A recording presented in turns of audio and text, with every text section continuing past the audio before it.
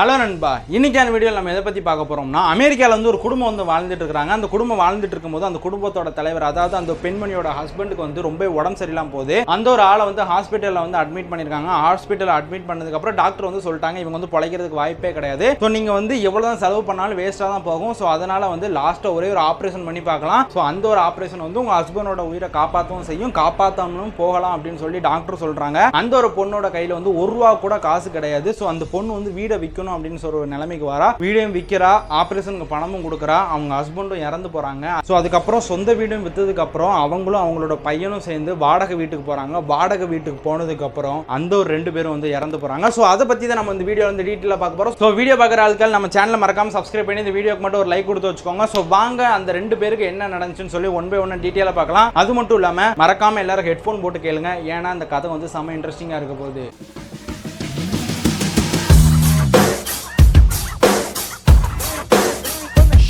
So அமெரிக்காவில் வந்து ஒரு குடும்பம் வந்து வாழ்ந்துட்டு இருக்கிறாங்க. அந்த குடும்பத்தோட தலைவர், அதாவது அந்த பொண்ணோட ஹஸ்பண்ட் வந்து சொந்தமாக வந்து ஒரு கடை வச்சிருக்காங்க. அந்த ஒரு ஆளுக்கு வந்து டெய்லி வந்து குடிக்கிற பழக்கமும் உண்டு, சிகரெட் பிடிக்கிற பழக்கமும் உண்டு. அந்த ஆளுக்கு வந்து ஆல்ரெடி வந்து ஒரு கிட்னி வந்து ஃபெயிலியர் ஆயிடுச்சு, இன்னொரு கிட்னி ஒரே ஒரு கிட்னி தான் இருக்குது. இருந்தாலும் வந்து அந்த ஆள் வந்து ஓவரா சிகரெட் பிடிக்கிறதா இருக்கட்டும், தண்ணி அடிக்கிறதா இருக்கட்டும், இந்த மாதிரி ஒரு பழக்கத்தையே வந்து மேற்கொண்டுட்டு இருந்தாரு. ஸோ ரொம்ப நாள் கழிஞ்சதுக்கு அப்புறம் அந்த ஆளுக்கு வந்து அந்த ஒரு கிட்னியும் வந்து அரிக்க ஆரம்பிச்சிருச்சு. ஸோ அவருக்கு வந்து நிறைய சிம்டம்ஸ் எல்லாம் ஏற்பட ஆரம்பிச்சிருச்சு, ரத்தம் வந்து அதெல்லாம் எடுக்க ஆரம்பிச்சாரு. உடனே ஹாஸ்பிட்டல் வந்து அட்மிட் பண்ணி பார்க்கும்போது தான் இன்னொரு கிட்னி வந்து ஃபுல் டேமேஜ் ஆயிருச்சு. இவர் வந்து உயிர் பிழைக்கிறது வந்து ரொம்பவே கஷ்டம். ஸோ இருந்தாலும் ஒரே ஒரு ஆப்ரேஷன் பண்ணி பார்க்கலாம். அந்த ஒரு ஆப்ரேஷன்ல வந்து இவர் பிழைக்கவும் செய்யலாம், இல்லை இறந்தும் போகலாம் அப்படின்னு சொல்லி சொல்றாங்க. அந்த ஒரு நேரத்தில் அந்த பொண்ணு கையில் வந்து ₹1 கூட காசு கிடையாது. ஸோ அந்த பொண்ணு மைண்ட்ல வந்து ஒரே ஒரு விஷயம் என்னன்னா, நகை எல்லாத்தையும் வித்து தான் அவங்களுக்கு இதுக்கு முன்னாடி வந்து ஒரு கிட்னி ஃபெயிலியர் ஆன உடனே சர்ஜரி வந்து பண்ணோம். இப்போ நம்ம கையில் வந்து ஒண்ணுமே கிடையாது, சொந்தமா ஒரு கடை இருக்குது, அதுக்கடுத்து வீடு இருக்குது அப்படின்னு சொல்லி சொல்றாங்க. அது மட்டும் இல்லாம அந்த ஆப்ரேஷனுக்கு அவங்க யூஸ் பண்ணக்கூடிய மருந்தோட ரேட் எல்லாமே வந்து பயங்கர ஹையா இருக்கிறனால கடையும் வீடியும் ஒன்னா சேர்த்து வந்து விற்கிறாங்க. விற்றதுக்கு அப்புறம் காசு வந்து கொடுக்குறாங்க. ஆப்ரேஷன் வந்து வெற்றிகரமாக முடிஞ்சிருச்சு. அதுலேருந்து ஒரு 2 நாள் கழிச்சு வந்து அவருக்கு வந்து இன்னும் கொஞ்சம் சிம்டம்ஸ் வந்து ரொம்ப அதிகமாக இருக்க அந்த ஒரு ஆள் வந்து இறந்து போறாரு. ஸோ அந்த ஒரு ஆள் இறந்ததுக்கு அடுத்து அவங்களோட ஒய்ஃபு, அதுக்கடுத்து அவங்களோட பையன் 2 பேரும் வந்து தான் தனியாக அனாதையாக இருக்கிறாங்க. ஸோ இதுக்கப்புறம் வந்து நம்மளுக்கு சொந்த வீடும் கிடையாது, சொந்த கடையும் கிடையாது, கையில் காசும் இல்லை. இதுக்கப்புறம் நம்ம பையனை வந்து நம்ம தான் பார்த்துக்கணும். அப்படி பார்த்துக்கணும்னா ஃபர்ஸ்ட் நம்ம வந்து வேலைக்கு போகணும். ஸோ அதுக்கு முன்னாடி வந்து வாடகைக்கு வீடு பார்க்கணும் அப்படின்னு சொல்லி வீடெல்லாம் தேடிட்டு இருக்கிறாங்க. ஸோ அட்லாஸ்ட் வந்து அவங்க ஒரு வீடு வந்து கண்டுபிடிக்கிறாங்க. அந்த வீடு வந்து அவுட்லுக் பார்க்கறதுக்கு வந்து ரொம்ப கொடூரமா, பார்க்கறதுக்கு வந்து அவ்வளோ கேவலமா இருக்குது. ஸோ இதை வந்து பார்த்ததுக்கு அப்புறம் அந்த ஓனருக்கு வந்து கால் பண்ணி கேட்குறாங்க, என்ன சார் வீடு வந்து பார்க்கறதுக்கு வந்து இவ்வளோ கேவலமா இருக்கு, இந்த வீடு வந்து பார்க்கறதுக்கு வந்து பேய் வீடு மாதிரி இருக்குது, எங்களுக்கு இங்கே வந்து சேஃப்டி இருக்குமான்னு சொல்லி அவங்க வந்து கேட்குறாங்க. அந்த ஒரு வீட்டு ஓனர் வந்து என்ன சொல்றாங்கன்னா, ஸோ உங்க எல்லாருக்குமே வந்து சேஃப்டி இருக்கும், வெளியே பார்க்கறதுக்கு தான் இப்படி இருக்கும், வீட்டுக்குள்ள போனீங்கன்னா லக்ஸரியான வீடு மாதிரி தான் இருக்கும். ஸோ அதனால நீங்க வந்து எந்த கவலையும் பட வேண்டாம், ஸோ உங்க உயிருக்கு நாங்கள் கேரண்டி அப்படின்னு சொல்லி இந்த வீட்டு ஓனர் வந்து ஒரு உத்தரவாதம் வந்து கொடுக்குறாங்க. இதையும் நம்பி அவங்க வந்து என்னடா இருக்க போது, வெளியே பார்க்கறதுக்கு இவ்வளோ கேவலமாக இருக்குன்னு சொல்லிட்டு வீட்டுக்கு அதை திறந்து உள்ளே போகிறாங்க. பணக்கார வீடு எப்படி இருக்குமோ அந்த வீடு மாதிரி அந்த வீடு வந்து பார்க்கறதுக்கு உள்ளே இருந்துச்சு. அதை பார்த்ததுக்கப்புறம் அந்த ஒரு பொண்ணோட மனசில் வந்து ரொம்பவே வந்து ஒரு ஹாப்பினஸ் வந்து உண்டாச்சு. அந்த ஒரு சின்ன பையன் மனசுலேயும் வந்து அம்மா வீடு வெளியே பார்க்கறதுக்கு தான் நல்லாவே இல்லை, ஆனால் உள்ளே பார்க்கறதுக்கு வந்து நல்லா இருக்குது அப்படின்னு சொல்லி சொல்கிறாங்க. இந்த பொண்ணும் வந்து ஒரு கம்பெனியில் வந்து வேலைக்கு சேர்றா, சூப்பர்வைசர் வேலைக்கு வந்து சேர்றா. அந்த ஒரு பையனும் வந்து ஸ்கூலுக்கு போய்கிட்டு இருக்கிறான். ஸோ இந்த ஒரு பொண்ணு, அதாவது இந்த பொண்ணோட ஃப்ரெண்டு ஜெஸி அப்படின்னு சொல்லிட்டு ஒரு பொண்ணு உண்டு. அந்த ஒரு பொண்ணுக்கு வந்து ஒரு இன்விடேஷன் கொடுக்குறா, நாங்கள் வந்து புது வாடகை வீட்டுக்கு போயிட்டோம், நானும் ஒரு வேலைக்கு போயிட்டேன், குட்டி பையனை வந்து ஒரு பிளே ஸ்கூலில் வந்து நாங்கள் சேர்த்தாச்சு, சரி நீ இந்த வாரம் ஞாயிற்றுக்கிழமை வந்து எனக்கு வந்து லீவு தான், நீ வந்து எங்கள் வீட்டுக்கு வா, எங்களோட புது வீடு வந்து, அதாவது எங்கள் புது வாடகை வீடு வந்து எப்படி இருக்குன்னு பார்த்து சொல்லு அப்படின்னு சொல்லி சொல்கிறாங்க.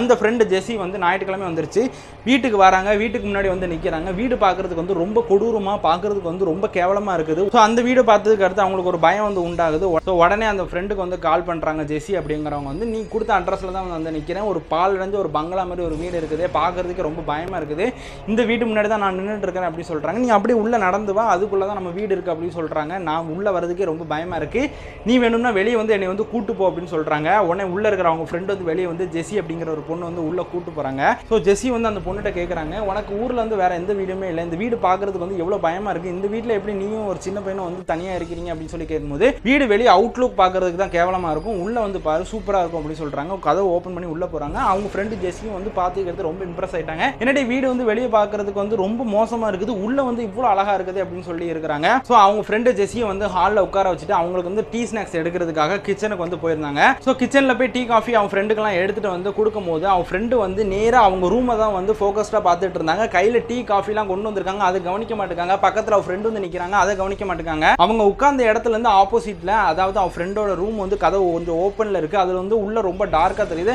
அந்த ஒரு இருட்டை வந்து ரொம்ப ஃபோக்கஸ்டாக பார்த்துட்டு இருக்காங்க. உடனே அவன் ஃப்ரெண்டு வந்து தட்டி எழுப்புறாங்க. என்னாச்சு, ஏன் என் ரூமே வந்து இப்படி குறுகுறுன்னு பார்த்துட்டு இருக்கு அப்படின்னு சொல்லி கேட்குறாங்க. அப்படி கேட்டதுக்கு அப்புறம் தான், ஒன்றும் இல்லை, நான் இதுக்கு மேலே இந்த இடத்துல இருந்து என் உயிருக்கு தான் ஆபத்து, நான் அதனால் இந்த இடத்த விட்டு நான் வந்து கிளம்புறேன் அப்படின்னு சொல்லிட்டு டீ காஃபி கூட குடிக்காமல் வந்து 10 நிமிஷத்தில் வந்து கிளம்பி ஓடுறாங்க. என்னடா ஃப்ரெண்டு இப்படி தலை தெறிக்க ஓடுறாங்களே அப்படின்னு சொல்லிட்டு பின்னாடியே ஓடி போய் அந்த ஃப்ரெண்டை வந்து போய் பிடிக்கிறாங்க. உனக்கு என்ன ஆச்சு, நான் வந்து உன்னை எவ்வளவோ மதிச்சு உன்னை நான் கூப்பிட்றேன், வந்து ஹாலில் உட்காந்துட்டு என் ரூமையே ஒரு 5 நிமிஷம் 10 நிமிஷம் விடாமல் பார்த்துட்டு நான் டீ ஸ்நாக்ஸ் எடுத்துகிட்டு வந்தது கூட கவனிக்கல, நான் வந்தது கூட கவனிக்கல, ஒரு வார்த்தை கூட நீ வந்து என்கிட்ட சொல்லாமல் இப்படி வந்து எதையோ பார்த்து பயந்து ஓடுற மாதிரி இப்படி ஓடுறியே அப்படின்னு சொல்லும் போது அந்த ஒரு ரூமுக்குள்ளே ஏதோ ஒன்று இருக்குது.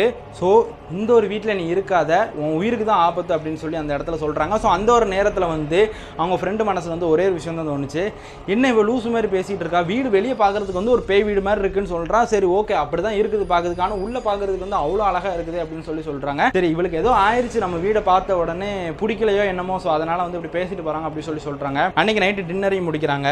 நைட்டு வந்து மாடிக்கு போய் தூங்க போகிறாங்க. தூங்க போகும்போது தூக்கத்தில் வந்து அந்த பையன் வந்து சிரிச்சுக்கிட்டு இருக்கிறான். என்னடா ஆச்சு சிரிச்சிட்டு இருக்குதே அப்படின்னு சொல்லிட்டு அவங்களும் வந்து கண்டுக்காம விட்டுட்டாங்க. சின்ன பிள்ளைங்கன்னா தூக்கத்தில் சிரிக்கிறது, தூக்கத்தில் பேசுறது அதெல்லாம் இருக்குன்னு சொல்லிட்டு கண்டுக்காம இன்னொரு சைடு வந்து திரும்பி படுத்துட்டாங்க. திரும்பி படுத்த அடுத்த செகண்ட் வந்து சிரிப்பு வந்து நின்றுச்சு. சரி அவன் தூங்கிட்டு இருக்கான் போல அப்படின்னு சொல்லி நினைக்கிறாங்க.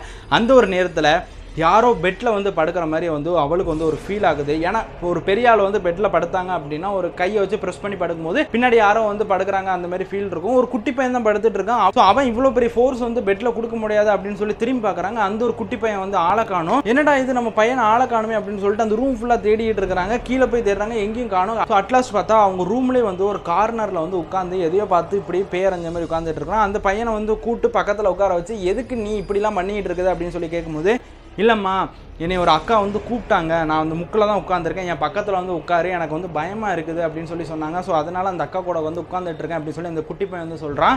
அவங்க அம்மாவுக்கு வந்து ரொம்ப பயமாயிருச்சு. ஏன்னா இதுக்கு முன்னாடி அவங்க ஃப்ரெண்டு தான் ஒரு விஷயம் சொல்லிட்டு போனாங்க. இப்போ அவங்களோட பையனும் வந்து சொல்லும் போது இவங்களுக்கு வந்து என்ன தான் இப்படி நடக்குது அப்படின்னு சொல்லி வந்து ஒரு மைண்ட் வந்து ஒரு சைடு வந்து டிஸ்டர்பாக இருந்தாலும் இந்த பையன் குட்டி பையன் சொல்கிறத வந்து யாருமே வந்து அவ்வளோ சீக்கிரம் வந்து ஏற்றுக்க மாட்டாங்க. அவன் விளாட்டுக்கு சொல்கிறான் அப்படின்னு சொல்லி அந்த ஒரு பொண்ணு வந்து அந்த பையன் வந்து தூங்க வைக்கிறாங்க. மறுநாள் காலையில் விடியுது, ஆஃபீஸ் போகிறாங்க, குட்டி பையன் ஸ்கூலுக்கு போகிறான், 2 பேர் வீட்டுக்கு வராங்க.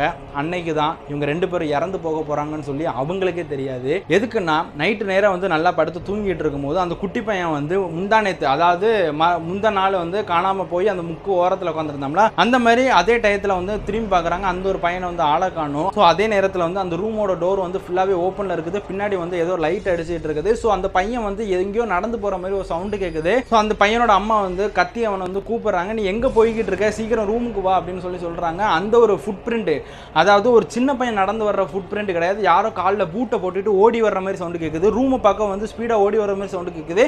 சவுண்டு கேட்குது. அட்லாஸ்ட் அவங்க கண்ணு மூடி கண்ணை திறந்து பார்த்தா ஒரு கருப்பு கலர் உருவம், பெரிய உருவம் வந்து நிற்கிது. அது பார்த்ததுக்கப்புறம் அவங்க வந்து அந்த இடத்துல வந்து மயக்கம் போட்டு விழுந்துட்டாங்க. மயக்கம் போட்டு எந்திரிச்சதுக்கப்புறம் பக்கத்தில் பார்க்குறாங்க, பையனை காணும். பையன் வந்து பாத்ரூம்குள்ளே வந்து மாட்டிக்கிட்டான். ஸோ அவங்க கரெக்டாக மயக்கத்துலேருந்து முழிக்கும் போது அந்த ஒரு கருப்பு கலர் உருவம் பாத்ரூம்குள்ளே போகிற மாதிரி தெரியுது. அதை பார்த்ததுக்கு அடுத்து பயந்துட்டு சுற்றி தேடி பார்க்குறாங்க. அவங்க பையனோட சவுண்டு பாத்ரூம்குள்ளே வந்து கேட்குது. அவங்க வந்து ரொம்ப பயந்து போயிட்டாங்க. அந்த ஒரு நேரத்தில் கதவை திறந்து உள்ளே போய் பார்க்கும்போது அந்த ஒரு பேய் அந்த ஒரு குட்டி பையனை துண்டாக பிச்சு போட்டு சாப்பிட்டுட்டு இருக்கிறத பார்த்ததுக்கப்புறம் அந்த ஒரு பொண்ணு அதே இடத்துல மயக்கம் போட்டு கீழே விழுந்துட்டாங்க. ஸோ அப்படி மயக்கம் போட்டு கீழே விழுந்த பொண்ணு அதுக்கப்புறம் முழிக்கவே இல்லை. அந்த பொண்ணையும் வந்து அந்த பேய் வந்து ஃபுல்லாகவே கொலை பண்ணிடுச்சு. ஸோ இந்த ஒரு விஷயம் வந்து அமெரிக்காவில் வந்து ரொம்பவே வந்து பரபரப்பாக பேசப்பட்டுச்சு. இந்த ஒரு நாவலை வந்து நான் படிக்கும் போது எந்த ஒரு இயரும் மென்ஷன் பண்ணல, யாரோட நேமும் மென்ஷன் பண்ணல, எதுவுமே மென்ஷன் பண்ணல. அமெரிக்காவில் இப்படி ஒரு விஷயம் நடந்துச்சு அப்படின்னு சொல்லி தான் அந்த ஒரு நாவல் வந்து குறிப்பிட்டிருந்தாங்க. ஸோ இந்த வீடியோ பற்றி நீங்கள் என்ன நினைக்கிறீங்கன்னு சொல்லிட்டு மறக்காம கமெண்ட் பண்ணிட்டு போங்க. அது மட்டும் இல்லாமல் இந்த வீடியோ உங்களுக்கு பிடிச்சிருந்துச்சுன்னா உங்கள் ஃப்ரெண்ட்ஸுக்கு வந்து ஷேர் பண்ணி விடுங்க. ஸோ அடுத்த ஒரு புது இன்ட்ரெஸ்டிங்கான வீடியோவில் வந்து நான் உங்களை மீட் பண்ணுறேன். பாய் நண்பா.